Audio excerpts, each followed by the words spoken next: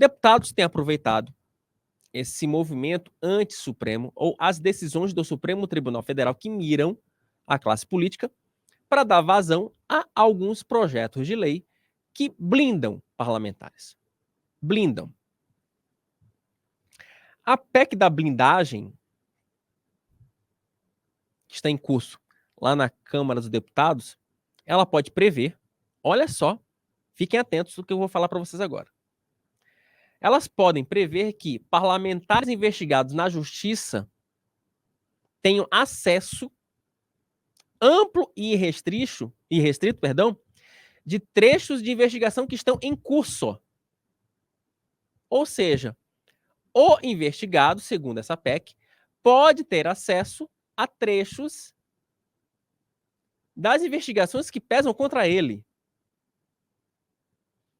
A articulação tem sido feita por parlamentares do Centrão, entre os quais o do União Brasil, do Partido União Brasil, comandado pelo Elmar Nascimento. Daqui a pouco eu vou falar um pouco sobre o União Brasil. É bom lembrar que o ministro do Supremo tem limitado aí o acesso de parlamentares ao acesso a essas investigações, justamente para que elas não sejam atrapalhadas. Lá no Senado, também tem uma PEC em tramitação que ela determina basicamente o seguinte, que senadores e deputados só serão alvo de busca e apreensão se essa medida for determinada ou for autorizada pela mesa diretora das respectivas casas. Ou seja, é blindagem total, tá? Na semana passada, a defesa do ex-presidente da República, Jair Bolsonaro, afirmou que o presidente, né, falou que ele ficou em silêncio durante a oitiva, justamente porque não teve acesso integral aos autos do processo, né, aos autos da investigação que versavam contra ele naquele inquérito que mira o suposto plano para se dar um golpe de Estado no Brasil. E aí, gente, o fato é que o fim do sigilo das investigações, segundo integrantes do Ministério Público e da PF, pode comprometê-las, pode comprometer o processo como um todo. Mas esse processo, essa reação política não se atém apenas ao caso dos parlamentares, tá?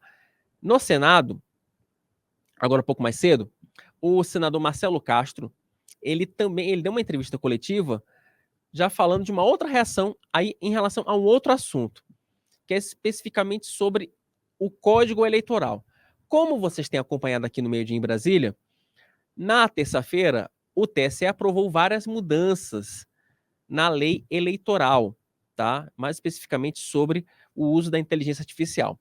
O Senado reagiu, né? Tem senador dizendo que o TSE, mais uma vez, usurpou competência do Poder Legislativo ao normatizar uma regra, ao normatizar algumas regras que seriam, né, que deveriam ter sido previstas por um ato do Poder Legislativo.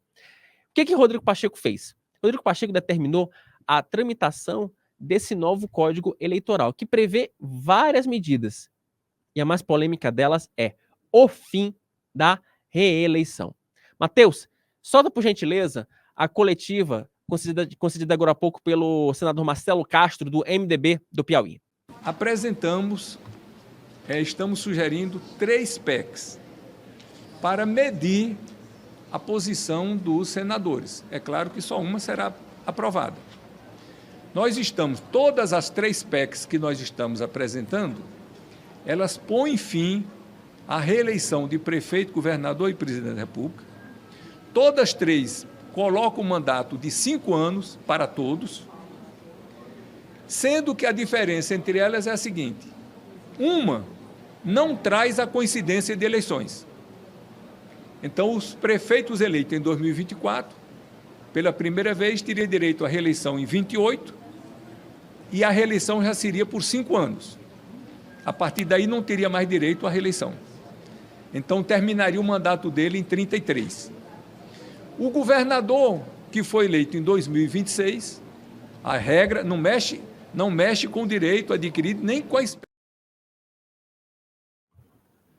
Então, vejam aí que existe essa norma já prevista ali pelo Marcelo Castro. Ainda outras mudanças neste Código Eleitoral, né, que é, enfim, é um projeto de lei complementar, você tem aí a ideia do Marcelo Castro é votar esse código eleitoral neste semestre para que as regras entrem em vigor em 2026. Para 2024 já não dá tempo, porque você precisa obedecer o princípio da anualidade eleitoral, tá?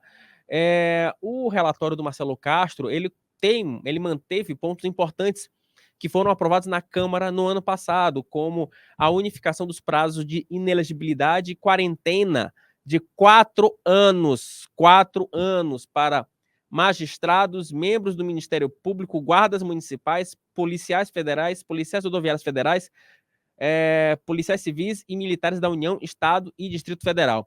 Se essa regra já estivesse valendo, por exemplo, o ex-juiz Sérgio Moro não poderia ser candidato a nenhum cargo eletivo. Então você já vê que há uma reação da classe política, inclusive a algumas personalidades que foram eleitas nas últimas eleições, tá? Também nesse Código Eleitoral está prevista novas regras das federações. Federações partidárias, para quem não sabe, é aquele conglomerado, aquele consórcio de partidos políticos, tá? E essas federações poderão ser feitas até 6 meses antes das eleições, tá bom? E é isso, gente. Temos aí já uma discussão no Congresso falando sobre o fim da reeleição. E olha, esse assunto ainda vai dar muito pano para manga.